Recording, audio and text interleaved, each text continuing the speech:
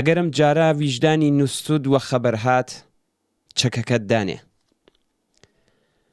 شەپۆلێکی نوێی دەست بە سەرکردنی سیاسی گوشار بۆ سەر ژنان، هەڕەشە لە معلیمان و خانەنشین کراوان، خستنەڕێی ناوەندێکی نوێ لە ژێر ناوی پۆلیسی ئەمنیەتی ڕەوانی بە مەبەستی سەرکوتی زیاتر، تەبلیغات و پرۆپاگەندەیەکی بەربڵاو لەلایەن خامنەیی و ئاخوندەکانی تری ناو حکوومەتەوە کەوتۆتە ڕێ تا بەربە پەرەسەندن و پێشڕەوی خەبات و ناڕزایەتیەکانی خەڵک بگرن. ڕەژیم بەم کارانەی هەوڵ دەدات ئێران بۆ دەی شەست و لووتکەی بربەڕیەت و توندوتیژی حکوومەتی ئیسلامی بگەڕێنێتەوە. عەلی خامنەئی لە وتاری 2 لە مۆبەری خۆیدا خودای ساڵی 1401 هەر بە خودای ساڵی 1360 ناو لێبردوو لەژێر ناوی دیفاع لە ئەمنیەتی ڕەوانیدا بە بەرپرسانی باڵای نظامی و ئەمنیەتی فەرمانی شەپۆلی نوێی دەست بەسەرکردنی خەڵک و مخالفینی سیاسی دەرکرد. خودای ساڵی 1360 بۆ خامنەئی ئاماژەیە بە ئێعدامی ئەو هەزاران زیندانیە سیاسیە کە تەنانەت کۆمەڵگاش لە کاتی خۆیدا لەم جنایەتانە ئاگادار نەکرا. وتەکانی خامنەئی هەڕەشەیەکی ئاشکرا بوو بۆ خەڵکی ناڕازی و ئەگەر نیان هەوێ ئەو نیزامە تەحمل بکەن دەبێت چاوەڕێی خودایەک بن کە لە دەی شەزدا بە نێوی ئەو هەزاران کەس قەتڵ عام کران. بەڵام لە پشت ئەم هۆشداری و هەڕەشانەوە ترسێک لە جێگە و پێگەی لاوازی ڕژیمی کۆماری ئیسلامیدا هەیە. خەونی ڕووخان و لە ناوچوون بۆ بەرپرسانی ڕژیم بەڕادەیەک خۆف ناکە کە تەنانەت لە سێبەری خۆشیان دەترسن. ئاڵوگۆڕ و پاڵاوتنەکانی ئەم دوایانە لە ئاستی باڵای سپای پاسداران و دژبرانی خامنەئی هێمایەکە لە ترس و پرژ و بڵاوی لە ناو ڕیزەکانی دوژمندا. پێبەپێی هەستکردنی ڕژیم بە مەترسیەکان بۆ سەر خۆی و قوڵبوونەوەی ناڕزایەتی جەماوەر و ئەگەری ئاخێزێکی بربڵاو و گشتی توندوتیژی دام و دەستگای ڕژیمیش پەرەی سندووە.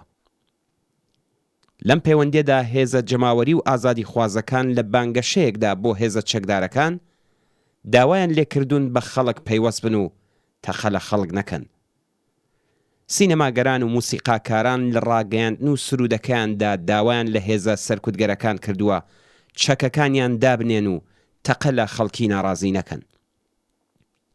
ئەگەر ئەم جارە ویژدانی نووسود وە خەبەر هات چەکەکەت دانێ. ئێستا 2 کەس لە سینەماگەرانی بەرچاو واتە محەممەد ڕەسوڵ ئۆف و مستەفا ئالی ئەحمەد بەهۆی واژەی بانگەشەی چەکەکەت دانێ دەست بەسەر و ڕەوانەی زیندان کراون. خەڵک کە خاوەنی ئەزمونەکانی ساڵی 1357 ئێران و ئاخێزە ناوچەی و جیهانیەکانن بە دروستی و زۆر بەرپرسانە داوا لە هێزە چەکدارەکانی ڕژیم دەکەن چارە نووسی خۆیان بە چارە نووسی ئەم ڕژیمە کۆنەپەرست و گەندەڵە ئیسلامیەوە گرێ نەدەن دژ بە خەڵک نەوەستنەوە بڕووبیانووی بەناو مەئمور و مەعزور بوون لە دوای ڕووخانی ڕژیم کردەوەی جنایەتکارانەی ئەوان پاساو ناکات. خامنەئی و هاوبەشەکانیان ناتوانن کۆمەڵگا بۆ سەردەمی دەی شەست بگەڕێنەوە. گەشەی تەکنۆلۆژیا، ئیمکاناتی پەیوەندی بەربڵاو، بوونی ملیۆنان ئێرانی لە دەرەوەی وڵات، گەشەی وشیاری و حزوری بەرچاوی ملیۆنان کرێکار، معلم، خانەنشینکراو، ژن، نووسەر و هەواڵنێر، هونەرمەند و خوێندکار و هەروەها ئەزموونی 43 ساڵ سەرکوت و جنایەتی ڕژیم ناکرێت لە بیر و زەینی خەڵکدا بسردرێتەوە و ڕاستیەکانی ناو کۆمەڵگا پێچەوانە بکرێتەوە. دروشم و بانگەشەی چەکەکەت دانێ لە کوردستان زۆر لەوەش گرنگترە.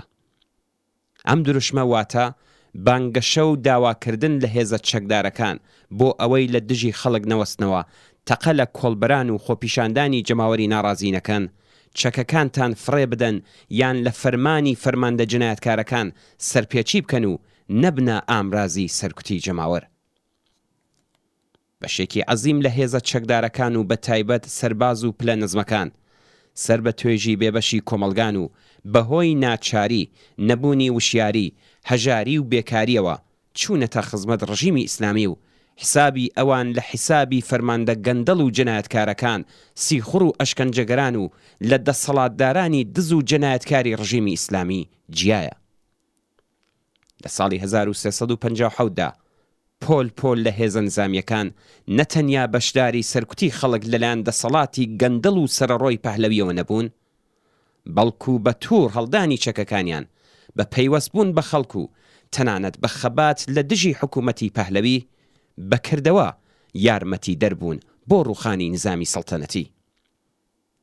دروشم و داخوازی چەکەکەتدانێ خواستێکی ئینسانی و پیرۆزە، تەنانەت خزمەتێکە بەو هێزانش کە ئەندامی هێزە چەکدارەکانی ڕژیمن و هیچ بەرژەوەندیەکیان لە مانەوە و جنایەتەکانی کۆماری ئیسلامی ئێراندا نییە.